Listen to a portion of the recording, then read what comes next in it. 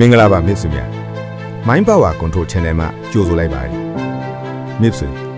တခါတရံမှာမင်းဘဝကအရန်လေးလက်နေတယ်လို့ခံစားနေရတယ်မဟုတ်လားစူးစမ်းနေတာကိုဘယ်သူမှမမြင်ကြဘူးနားလေပေးမဲ့သူလည်းမရှိဘူးဒါပေမဲ့မင်းအတွက်အမှန်တရားတစ်ခုတော့ရှိတယ်မင်းသစင်ပြေခြင်းမပြေခြင်းကမင်းနဲ့ပဲသက်ဆိုင်ပါလေမင်းဘဝကိုမင်းအစားဘယ်သူမှမနေပြီးနိုင်ပါဘူးမင်းရဲ့အောင်မြင်မှုတွေမင်းရဲ့ကြာရှုံးမှုတွေအားလုံးကမင်းနဲ့ပဲသက်ဆိုင်ပါလေအခက်အခဲတွေလာတဲ့အခါရက်နေခြင်းပဲလက်လွတ်ခြင်းပဲဘယ်သူမှမင်းကိုကယ်တင်ပေးရမယ့်တာဝန်မရှိပါဘူးဒါပေမဲ့မင်းကိုယ်တိုင်တော့ကိုလက်မလွတ်ဖို့တာဝန်ရှိတယ်အဲဒါကြောင့်နာကျင်မှုတွေကိုတီးခမ်းပါအခက်အခဲတွေကိုရင်ဆိုင်ပါမင်းလုံနိုင်တယ်ဆိုလားမင်းကိုယ်တိုင်တက်တည်ပြအခက်အခဲတွေရင်ဆိုင်ရရင်မကြောက်ပါနဲ့ကြော်ဖြတ်လိုက်ပါ